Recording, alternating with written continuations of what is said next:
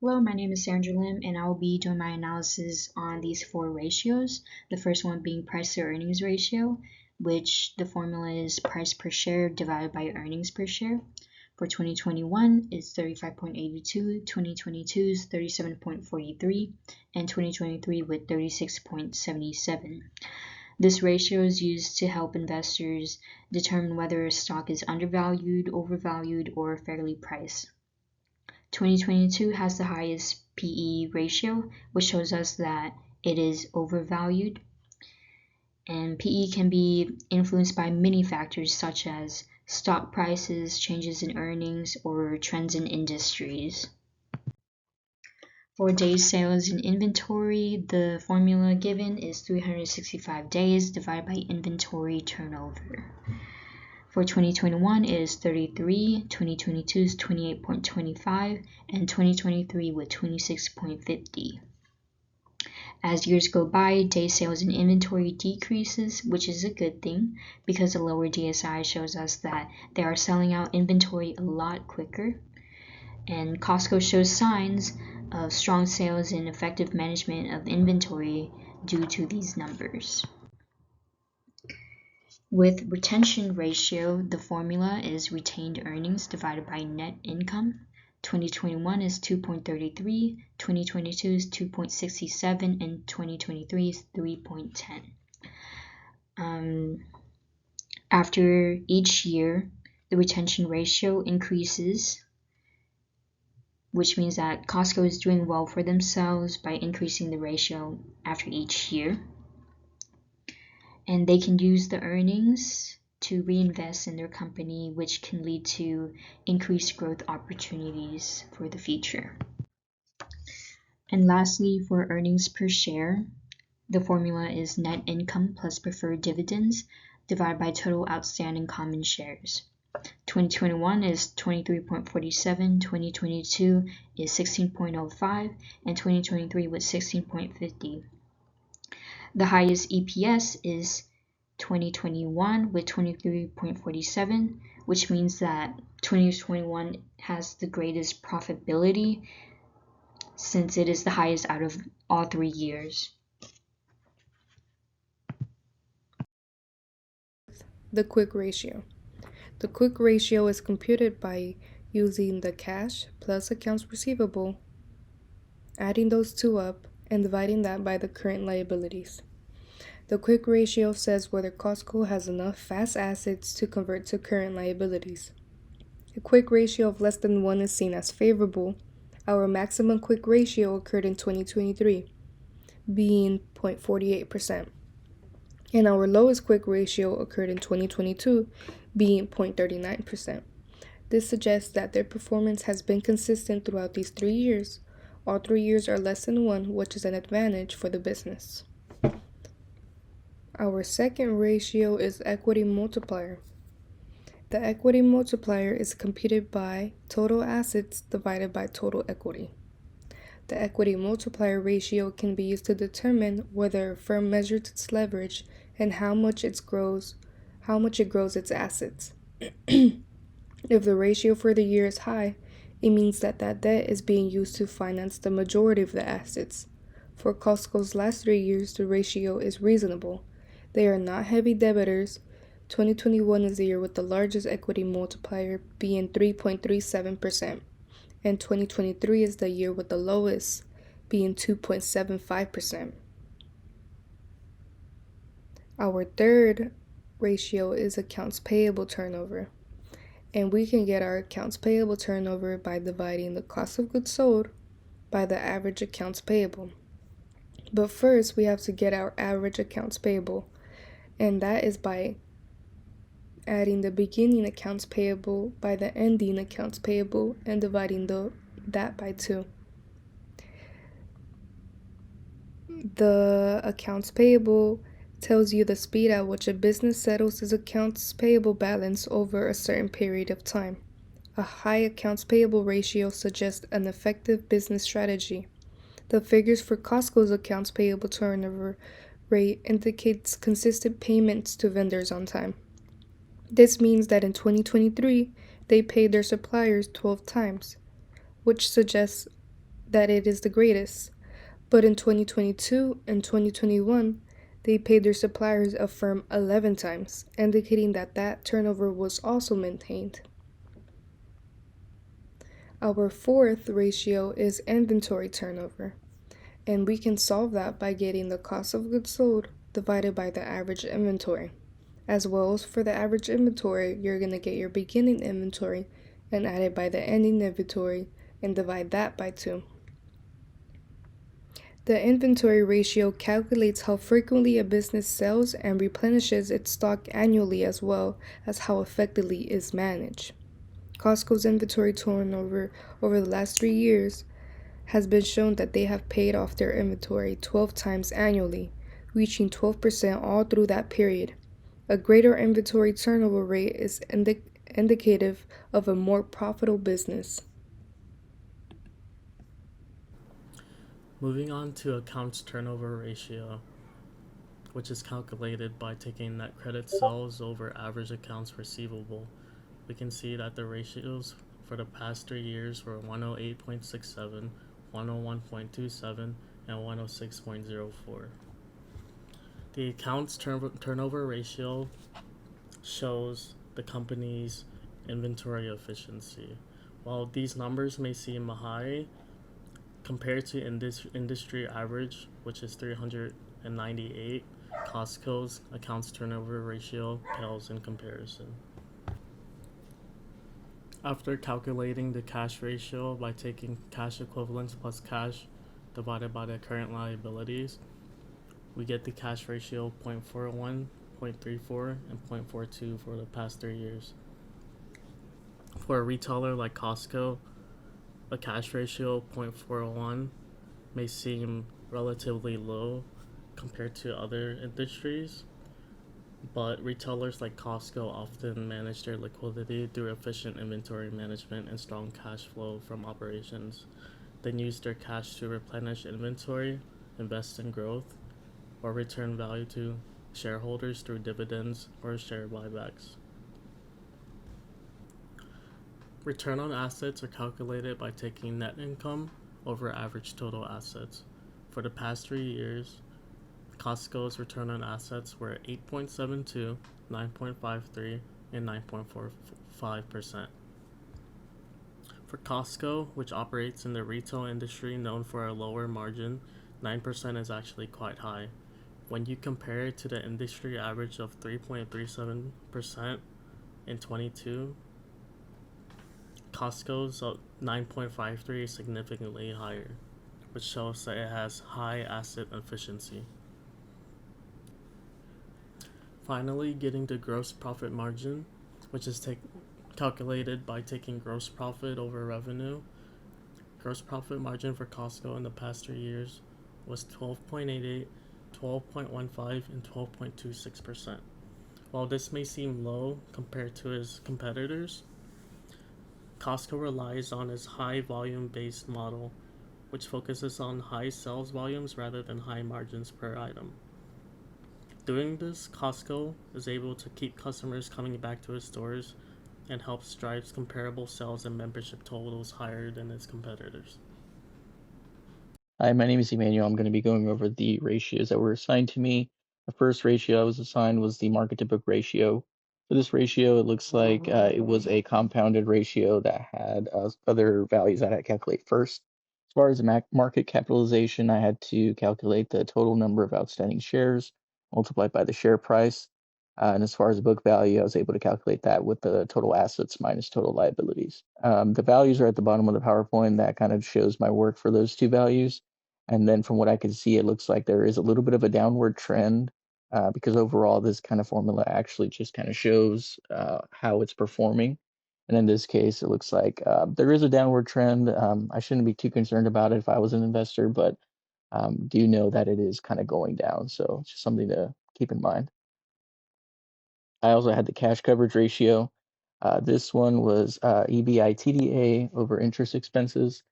This formula kind of tells you how easily a firm can pay on the interest on its outstanding debt. Basically, it looks like there was an increase. And of course, as the years go on, it looks like they've been getting consistently better. it just kind of goes over the solvency and how much EBITDA that they're able to give out in order for them to cover any loans or leases.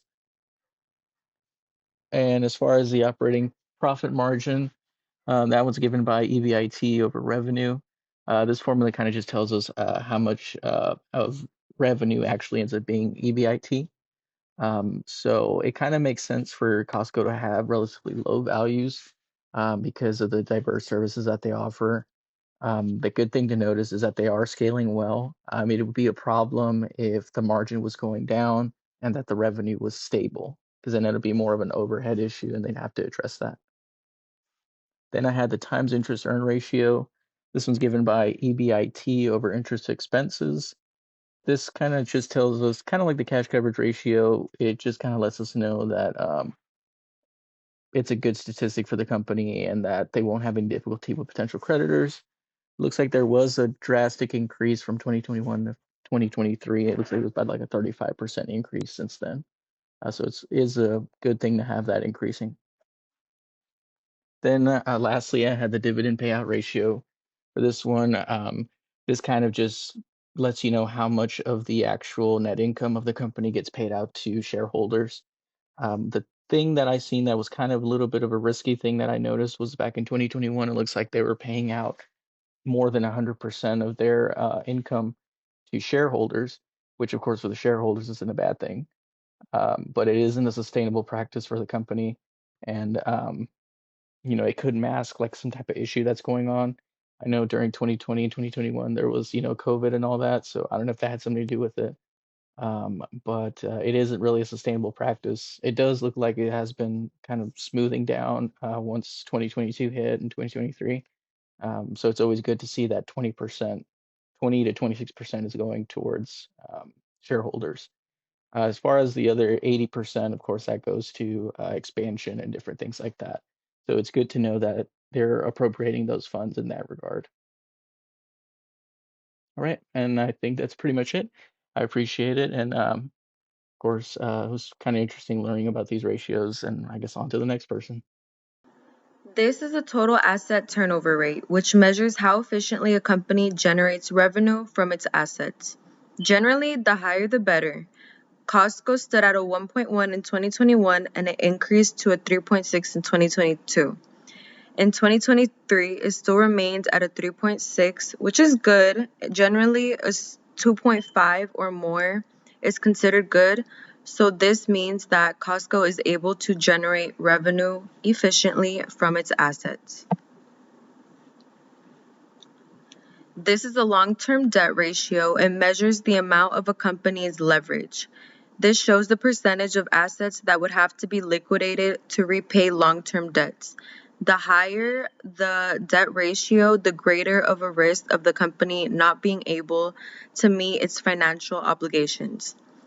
In 2021, Costco's long-term debt ratio was 11.29. In 2022, it decreased to a 10.27%, and in 2023, it decreased again to 9.4%. All of these are below 30%, which is excellent, and it indicates that Costco is able to pay off its debts. This is the dividends per share. This measures the amount of cash distributed to equity investors per share of outstanding stock. This allows investors to determine how much income from Costco they will receive on a per share basis. Companies with consistently higher dividends tend to be more stable. Costco is a financially healthy company, and based on its financial statements, it's able to sustain dividend payments. As you can tell, in 2021, the dividends per share was $12.98. In 2022, it decreased dramatically to $3.38, and in 2023, it only increased a few cents to $3.84. There could be many factors on why it decreased so dramatically between 2021 and 2022, the economy or just different financial reasons. But overall, all of these look good. Overall, based off Costco's success as a company, it is able to maintain these dividend payments. This is the book to market ratio. It compares the book to market value and indicates whether it's under or overvalued. Less than 1 means that the company can be bought for less than the value of its assets. Greater than 1 is usually what a company aims for, which means that it's trading at a premium to the book value.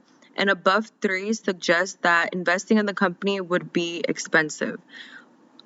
In 2021, Costco's book to market ratio was 2.82%. It increased to almost 6% in 2022 and decreased back down to 4.66%. This means that Costco would be a slightly more expensive company to invest in and that it is overvalued. The current ratio tells us a firm's ability to meet their short-term obligations. So with this value, we always want it to be higher than 1 because it means that the company is performing well. Whereas if the value were to go below 1, it would mean that it's time for the company to assess the composition of their current assets as well as the timing of their current liabilities. So the current ratio is computed by dividing total current assets by total current liabilities. And as we can see in 2021, their current ratio was at exactly 1, which means that they were performing well but not the best. And in 2023, we can see that the current ratio increased to 1.07. This indicates that Costco has been improving their ability to meet their short-term obligations. On the other hand, with the debt ratio, we want a lower value. The debt ratio is computed by dividing total liabilities by total assets. And as we can see in 2021, their debt ratio was 69.5%, and it has decreased over the years to now in 2023, their debt ratio was 63.88%. And this is a good sign for Costco because it means that less of their assets are being financed by debt. We always want to be wary of when our debt ratio is getting close to 1 because it could mean that majority, if not all, of the company's assets are being financed by the debt. We also have our net profit margin, which is computed by dividing net income by sales revenue. The net profit margin indicates the amount that returns as a profit from every sales dollar. As we can see, the decimal values were very small, so I converted them into percentages. And there hasn't been a significant increase over the years, but there has been a steady increase, which is good for the company because it means that as time goes on, they will be getting more money in return as profit from every sales dollar that they have. So this is a good sign for Costco. Our return on equity indicates a company's ability to use the stockholders' investment to generate into income. So the return on equity is calculated by dividing net income by total equity. And as we can see, there hasn't been a trend to say because in 2021, their return on equity was 27.7% and it increased in 2022 to 28.3%. But then something happened in between then and 2023 to where there was a significant decrease. Investors should keep an eye on this trend to see if the following year will be an increase or decrease. And this could be the telling of how Costco is leveraging the investments that they get from stockholders to generate income.